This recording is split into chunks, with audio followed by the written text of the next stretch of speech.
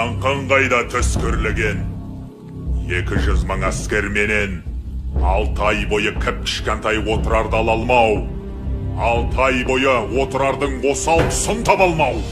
Ойы тауыл, сезім аспан, тек жеңіспен көзін ашқан менің алғыр ұрпағымның сүйегіне зор таңба, намысыма сат түсті мына сенің арқаңда.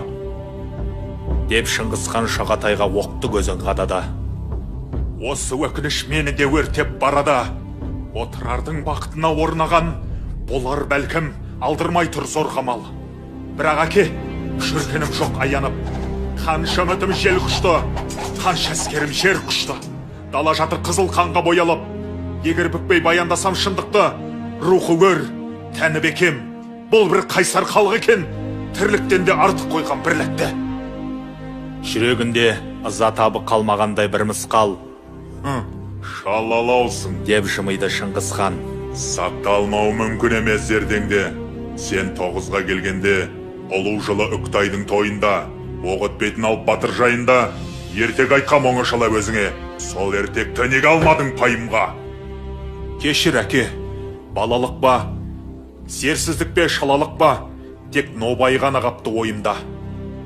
Есің кетсе, естіге кіріп тарсың, ең бассын ұмытқансың, деп Шыңғысхан ызбарлана тіл қатты. Әр сөзінде атан түйе қайсардай зіл жатты. Ендеше түсірейін есіңе. Жомарт аңқау сайын дала төсінде сан мың әскер жеңбеген өр алыпты, бірақ адам табанына салыпты. Әлгі алыптың кеудесінде бармақтай оқ өтетін осал жері болыпты. Даңқымның күліп тұрса басында, сатқындықта бұғып жүрмек қасында. Айлакержан соны жазбай қанықты. Қай кезде де айла кескен нарықты. Жақын барып үңілместен жауына, шығам деме, ұлым жеңіс тауына. Адам аз ба күшке сеніп адасқан. Жауың мықты, бұған сірә таласпан. Әр мықтының осал жері болмай ма? Болса қайсы, оған бастар жол қайда? Ал бұл сұрақ, бар кез сенің жүру керек басыңда. Менің күлі жеңісімнің құпиясы осында. Көңілінен күрт серпіліп наласы. Ұқтым әке, деп жымиды баласы. 6 ай бойы ерлік салтқа төрім берген отырар. 6 ай бойғы алапатта жеңілмеген отырар. 6 күнде жермен жексен қирады. Ақыл ойын жалындатқан, өнер ғылым шамын жаққан, ұлы қала Азияның маңдайына сыймады. 3 күннен соң 2 адамды Шыңғысханға алып келді. Оның бірі атаңызға айналған 6 ай бойы отырарды апшығам деп арпалысқан қайраннан отырардың қайратты хан еді. Екіншісі қара мұрты қара түнде қаққан қара қанатын, Шағатайға отырардың қақпасын ашып берген қара шоқы болатын. Шыңғысхан ұзақ үнсіз ойланып: Қайырхан, рух ердің өзегі ғой. Жігіттерім жеңгенімен тәніңді, жеңе алмапты жаныңды. Ал мына бір сатқынды, Құдай саған қайдан ғана тап қылды. Ерлігіңе осы болсын сыйлығым, саған қайдан бол сатқының билігін. Бұл баланың әкесі бар Нартекті. Адам еді елге сыйлы зиялы, адам еді адал ұшқыр қиялы. Әкесі үшін перзентте сеніп ем, сатқын болып шықты мына тұяғы. Оны ойласам, от жүрегім қан болар. Сенімме содан түскен таңба бар. Мақыл көрсең, әкесін бұл сатқынның осы араға алдырғаның жөн болар. Келді мәлде жауыннан сыр тартықса, Шыңғыс басын изеді оған үнсіз.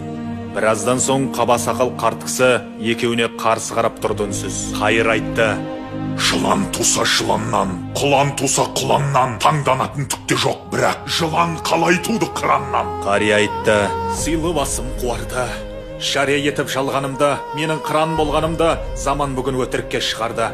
Әділі сол, көнбе мейлің, әр адамы қиындаған, адал өлім бұйырмаған. Менен сорлы жан бар десең сенбеймін. Ең негізгі кінә әрине өзімде. Бұл баланы жаңа туған кезінде перзентіні тұсаған жан мұратын, Афрасияптың ар жағында тұратын нағашысы бауырына басқанды. Қателігім осы арадан басталды. Кіндік кескен өлкесінің сорына, ер жеткен соң қайта келді қолыма.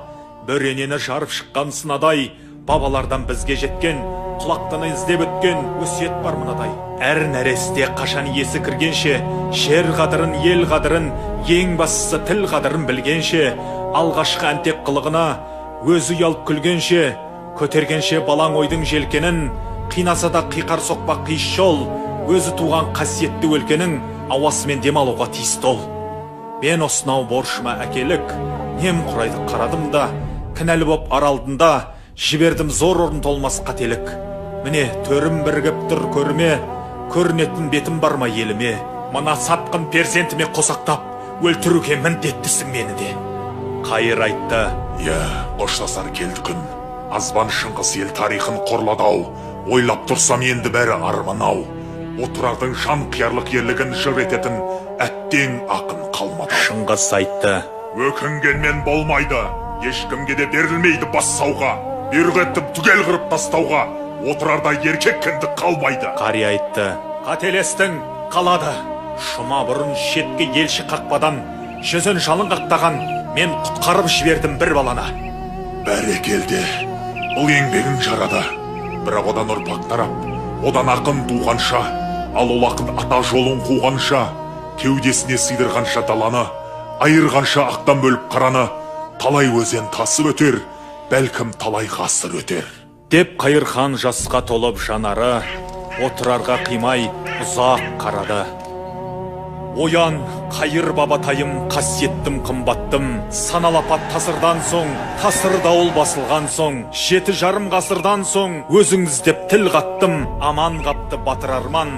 От қоранған отырардан, қашып шыққан сол баяғы баладан, бұл күндер санатты ұрпақ тараған, дәуірінің қанатында самғаған, сол ұрпақтан шыққан ақын мен болам. Кешіктің деп кінәлама айбарлым, сені ояту үшін қанша ойландым. Еңіреген ерең аузы дуалы, бізге жетті жүрегіңнің шуағы. Түп тамырын сенен алып жатқан ел, саған ұқсас батырларын туады. Күллі Азия көз тігетін таңдана, құм астынан көрінбейді паң қала. Сол қалаға арнаған бұл жырымды оң қабақпен қабылдай көр, жан баба.